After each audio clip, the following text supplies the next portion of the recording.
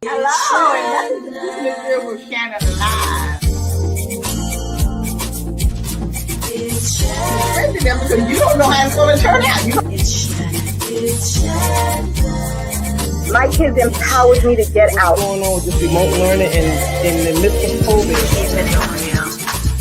Working for different elected officials, learning and understanding how to put the community first.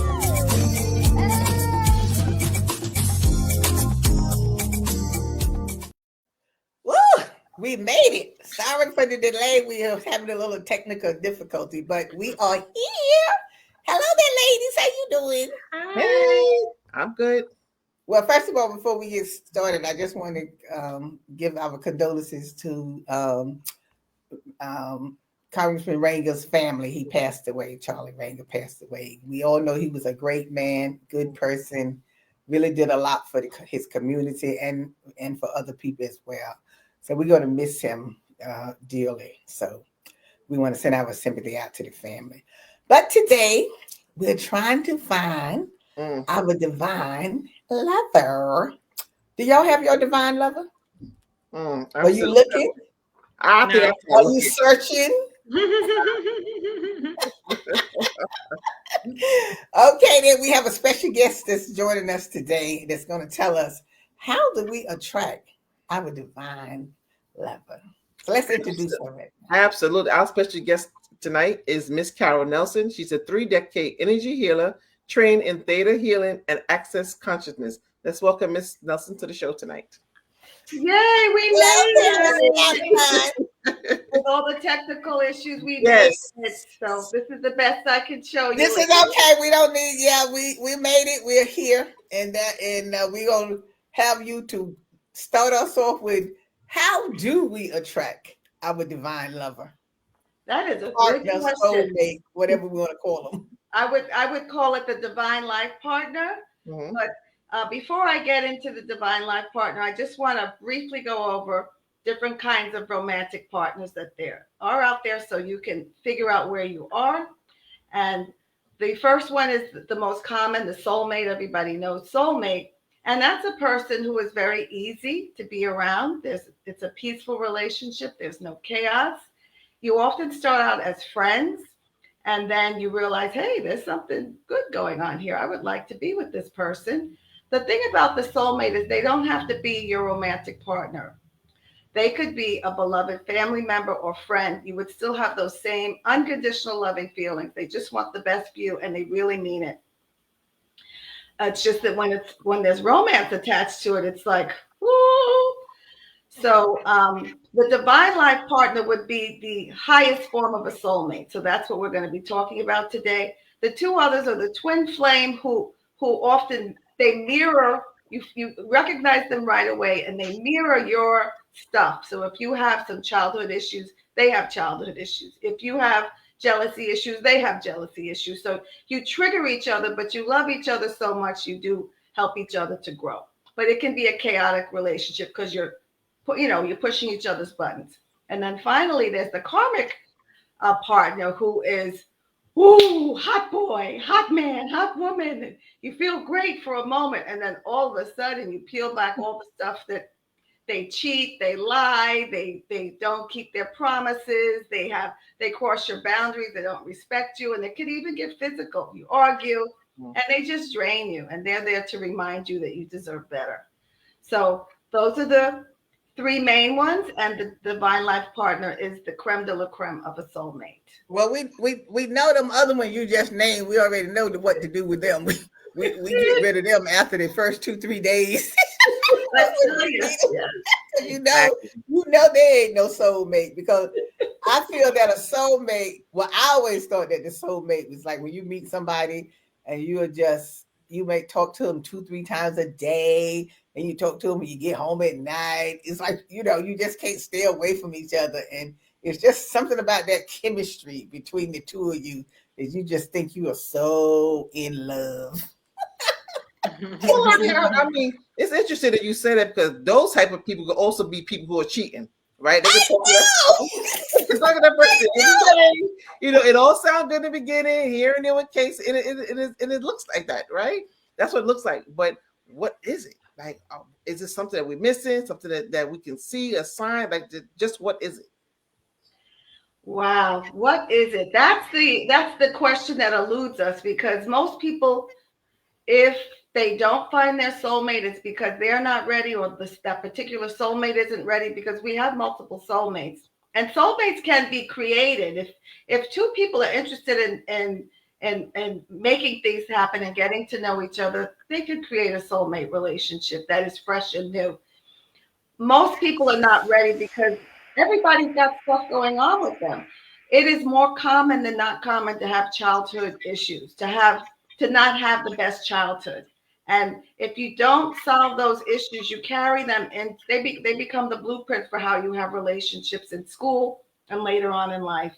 So, we all know about the single mothers raising these handsome boys that don't have to be responsible for too much, and the women and the sisters who are doing all the work, and what kind of men do they grow up to be. And so that has to be worked out, because then the women grow up wanting to be like their mothers, doing all the work, and finding men that maybe aren't so willing to meet them in the middle and contribute just as well. But don't you feel? Don't you feel like, okay, when we meet someone, right, and okay, you just said a few minutes ago, sometimes we don't meet them because we're not ready. We're not ready. But most of the time, we're never really ready when you meet somebody. I mean, I know we'll say we are looking to meet someone, but sometimes you just meet someone out of the blue. You could be somewhere, you could be in the supermarket or anywhere, and you meet that person at that time. So I don't think that we'll ever, I don't think, but you're going to tell me later anyway, that we're really ready. Because when you meet someone, whatever you're doing in your life, if you're interested in that person, you're going to make time for them. Oh, absolutely. Absolutely. And nobody's saying you have to be perfectly ready, but you have to be open and receptive. With how we're raised, we decide, oh, well, this isn't safe. That's not safe. I'm going to close my heart because I felt that. And even not as a child, in your early relationships, we tend to be more open at the beginning, and then after heartbreak. And sometimes men do that too. They get one heartbreak and they're like, they don't want to be monogamous anymore. They always want to have something on the side. It's kind of to guard their heart, I believe. I'm not a man, but I believe. But you know what, Carol, just to add to that, I think sometimes from the beginning, people should not pour their heart out. I think a lot of people have hidden traumas and hidden things they have not dealt with. They're not resolved. And the thing is that you're not really taught about try to get help, try to resolve these things, try to get closure. This will help you move on. You don't have anything that justifies, taking care of those issues. So when you meet someone and you open yourself up, they may say, you know what, this is too much. She's too busy. He too busy with a case, and they don't want to deal with it. So that's when heartbreak comes in, right? That's when heartbreak comes in. So you want to kind of look and kind of like, I think people should more or less kind of like focus on themselves, the inner issues, inner traumas, because you don't want to bring childhood stuff into a relationship because you're not focused. Yeah, well, some people say that they wasn't even looking at the time. Like, some have had bad breakups and they're like, I wasn't even looking for nobody. I was done. And then they end up finding somebody. So, I mean, sometimes I know you said about being open and receptive to the person, but I think it's too when you're just not looking. Whenever that person comes, it's just when that person that's that person for you. Yes, I would have to agree with you, because open doesn't mean needy. That's two different things. It just means you're open to somebody holding the door for you. You're open to, you don't get upset when somebody smiles at you or somebody gives you a compliment. These are all kinds of openings showing that you're open and available. And somebody that says no more, they've also just it's a form of letting go of the neediness. When you let go of neediness, that's one of the main blockers of having to have it now and needing and looking. Then you put up barriers, because when you look for something, you're acknowledging it's not there in front of you. And to be honest with you, when you're ready, things just show up. And but you start to see the little, I would call them breadcrumbs, like the compliments, the smiles, holding the door open, even little conversations with men that maybe you're not attracted to, but those are I don't want to call them sparring partners, but people that get you ready for communication with men. Appreciate or whatever, if But you know what, Carol? Men or women.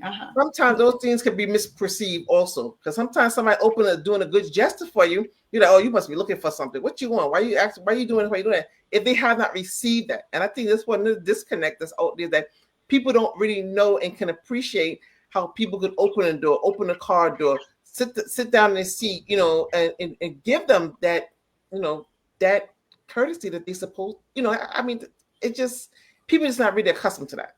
But that's something they have to learn and be open to. That's all part of fixing yourself so that you're available for love. Absolutely. There's so many ways to do that. Because we're not, as humans, we're not meant to be alone. We can spend time alone, but we're not meant to be alone all the time. How many billions of people? 8 billion people on the planet? There's somebody for you. And it doesn't matter if you felt like you've been run over with a truck. Your heart's been run over with a truck. I guarantee you that there's somebody else that will make you feel better as soon as you. Well, I think we also too, and I don't know about y'all, but I mean, I think most people, if they have been dealing with the opposite sex, has been hurt at some point. And so you kind of learn from that hurt. But it doesn't matter. But it shouldn't be that you're not willing to meet someone else and get involved with someone else. I think it is, you just learn from the mistake, that what happened, and then just, take it from there. Because I think love is out there. It's there. And you will meet someone who has that chemistry with you, because the person you are with, at least for me, the chemistry has to be there. Because if I can't have no fun with you and laugh and carry on, then you become a bore to me, because I get bored. I like someone I can laugh with, I can talk with. I don't have to walk around on pins and needles. I can say what I want to say to that person. They don't get upset. They don't get angry or whatever. Because I think all of that also is a part of the relationship as well. When you have someone that you can speak freely and be yourself. Absolutely. Because we all go through something, and we all go say something out of the way we don't have any business saying, because I say it all the time. You know what I'm saying? But I don't want them getting angry with me, and I don't want to get angry with them if they say something to me, because I'm just going to say, well, I don't like that, or whatever. Your happiness can be someone else's trigger, right? Because you don't know what dark signals they have. You just don't know, This is what I'm saying, because I mean, it's hard. It's hard when you out there and you're looking and you meet somebody. But we're gonna come back and talk more about trying to get our divine partner here, because we all looking for one, I guess. I don't know. We'll be right back. Hello, this is Marshall Cuellar, and you're watching Keeping It Real with Shannon. It's Shannon.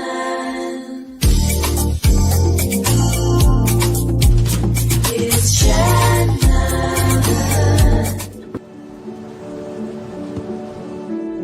I don't remember how it started. Go to that. Our back and forth. It always came back. Dad! You probably don't remember what you told me. That was perfect. But I heard every word.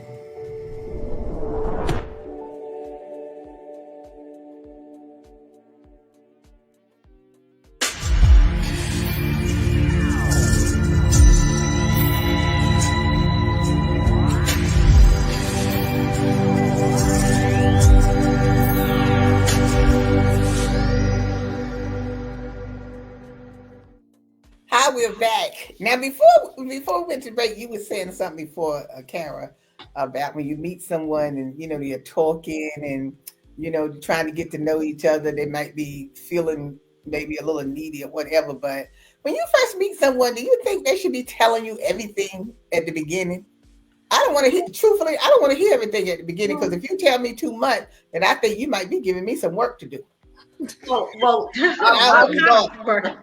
I would say that nothing has meaning but meaning that you give it. You have to try not to be judgmental, because everybody's so different. And some people, it just may be nervous talk. You have to give people a chance to show themselves over time, because first impressions could be very different from the way they really are once they get comfortable with you. And we all know the stories where you meet somebody and where people have met and they didn't even like each other, and then they just fell madly in love with each other as they were able to feel comfortable enough to peel away the walls and get to the core of them. And you could be missing out on a really decent person. So I would hold off on judgment. It just doesn't, it's almost like putting people in categories. Well, you go here, you go there. Just let them be and relax. And no, I don't mean judging them in what they say. What I mean is it's when they start talking, they'll start telling you everything about what happened to them. They start telling you about somebody they used to date before. I don't think you should be telling people that at the beginning. I understand that, but what I'm still saying is that's the way they are. That's how they're presenting to you. You don't have to date them. You could just notice it. Oh, there's a talkative person. It could be nervous energy, or they could just be very talkative. And think about all the other men that are silent. They don't say a word. They just stare at you. They never talk. So you can complain on both sides. But upon first impression, you're really not getting the real them. You could be, or you could not be. You have to give them a chance. So I wouldn't. But there's nothing wrong with talking. I mean, some people like to put everything on the table and just let you know what is what. I mean, sometimes I prefer to just know, really how the person is. I don't mean that you're not talking about yourself, like what kind of person you are, what you like to do. You like to travel. You like to do this kind of stuff. I'm not talking about that kind of stuff. I'm talking about that deep stuff of something that has already have happened in the past with you and somebody else and all that kind of stuff. I'm saying when you first meet the person on the first date, the second date, not the first date. I don't think you should be talking about all of that stuff. No. I think one of the problems that a lot of people have that I see is that they go into relationships and they focus on the past relationship. Who did what, who didn't do this, how they did it, how they like it, how they didn't like it. And I think that's a problem, because then that becomes the center of that current relationship. And that creates a problem, because maybe they have not detached themselves from the past. Or if somebody did something to them, or some of that he or she did something or said something or treated them a certain way, they come with a pre-notion that, okay, this may be something, what not to do, what to expect, or what not to expect. Mm-hmm. That is true, but that's bringing your baggage, and that's part of preparing yourself for a divine life partner. You don't want to bring your baggage into the relationship. When we were younger, just in general, we did not, everything was fresh and new, and we didn't bring baggage because we didn't really have much baggage. And as over time, and we learned, okay, this means that, that means that. Oh, I see signs of it. And we put ourselves in a box that gets smaller and smaller and smaller, and we get harder to date. And I just want to go back to what you were saying, Lottie, about the men that are very talkative. There are some women who are very talkative, but they ask a lot of questions. What kind of car do you drive? What kind of job do you have? That can be very annoying to men from women, to want not so much. That's what I'm saying. I'm not talking about all of that. I'm talking about what we're going to be doing with each other and like really being passionate with the person, so I can see if this is a passionate person, and how they feel about someone else. Like, I'm not interested in knowing all of that kind of stuff about you yet, because we'll get to all of that. I'm just interested in knowing what the chemistry is. Do we have any chemistry with each other? And sometimes you don't find the chemistry on the first date, right? You know, many times I have, been around a man, and all of a sudden I go, wait a minute, what we got going on here? And I didn't notice it before because maybe I wasn't open before, or maybe they weren't. But we just, at the same time, we came to an understanding, hey, there's something really nice right here. So it's not always immediate. And that's just the way it is. Each relationship is going to be different. Okay, so you don't think, like, sometimes when you meet somebody, right? It's something about that person and the conversation you having with them and the time that you are out, you can't feel that, hey, this might be a possibility here. Oh, absolutely. Or you get that feeling like, I don't think this is for me. Oh, absolutely. There are men that I'm attracted to right away. Are they always the ones that I end up with? No, because there are firecracker types of men, and then there are turtle kind of men where they're there for the long haul, and you can enjoy them for a long period of time. Even if you stop dating, you become friends. So there are all kinds of men, and I don't feel I have to have fireworks the first date, because fireworks is also a sign of a karmic partner, where it's like, woo, lots of passion, but also a lot of other stuff that you don't like. I think it also depends on your environment, right? So, like, say, if you're in a bar, you drinking, it's a different kind of mood, different kind of energy going on, right? But if you're at the office at the Christmas party, it's a different kind of party going on too. Oh, how you talking to each other? Yeah, that's true. You know what kind of mood you in that day, or what cases. So I'm curious to know, like, when is it that, I know you say it pops up and it come here and there, but when should you just let it go, and if it shows up, it shows up? I mean, is it something that people could look for? Is it something that people should be expecting? All right. Just be ready. What do you mean? What do you mean when you are talking to the person? No, I said, listen, if you're going to the bar, you got a couple of drinks in your head, this is a whole different energy. Well, the problem, that's what I'm saying. So why you can't just be yourself, who you are? No, what I'm saying is that when you have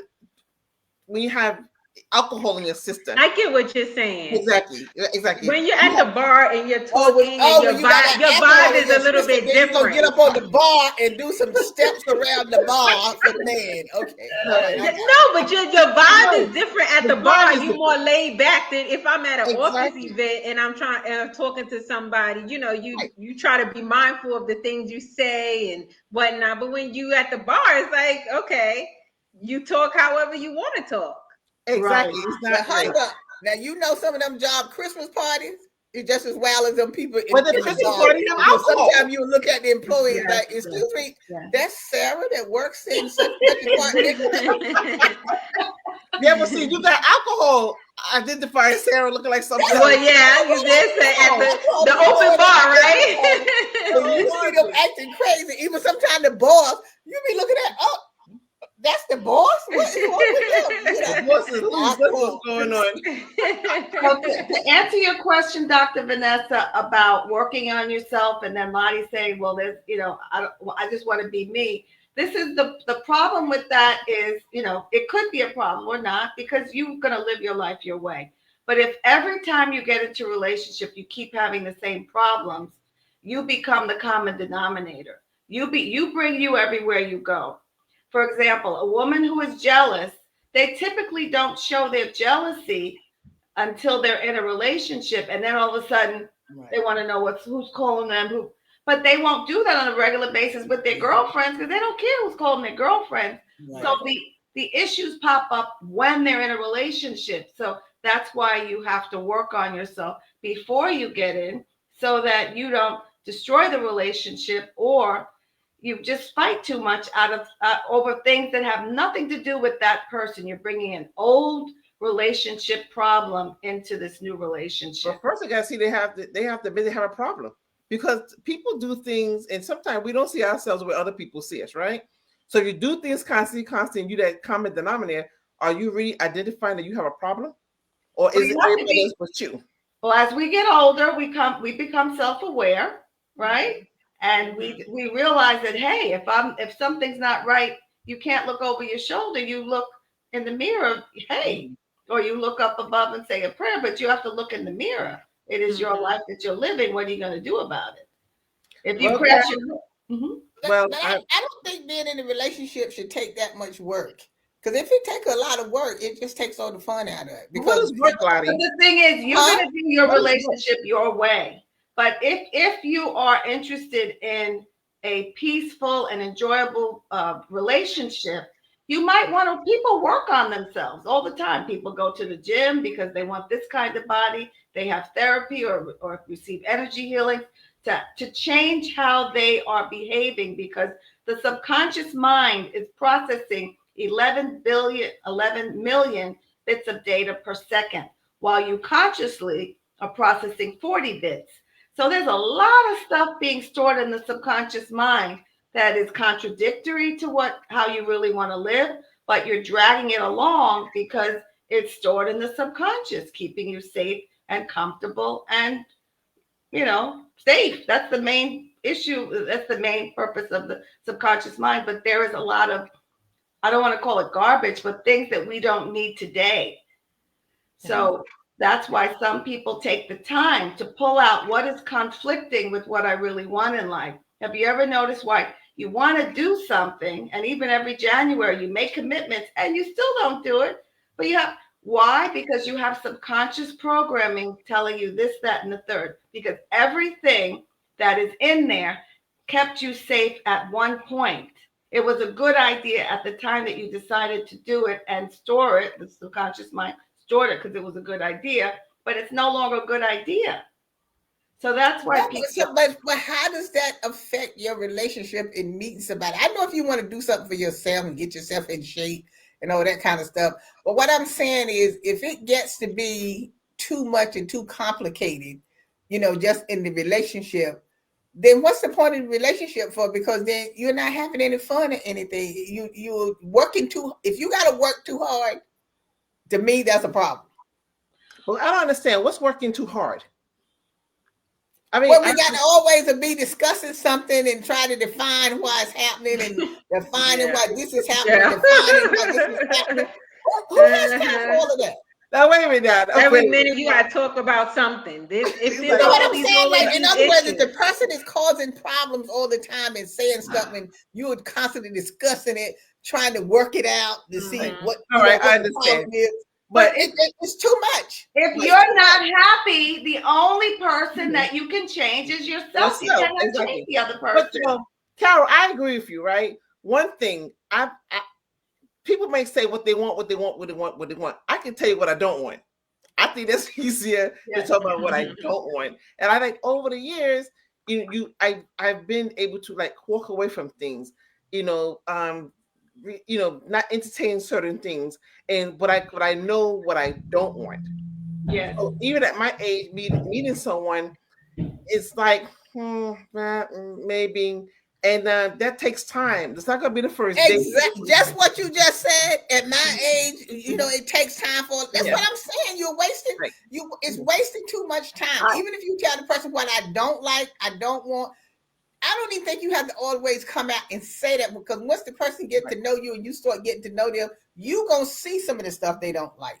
You gonna see some of the stuff they like, so you play on what they like. So this way, if you know that you irritate me by saying certain stuff, then you don't say that to me or whatever. If I see you like something or whatever, then I'm going to play on to make sure. But everyone is different. Everyone is different, and you will attract who's right for you, who communicates in your style. People communicate differently. Right. No, I understand that everybody has to communicate with their own or whatever. I'm just saying, at my tired age now, I don't want to have to work that hard to be in no relationship.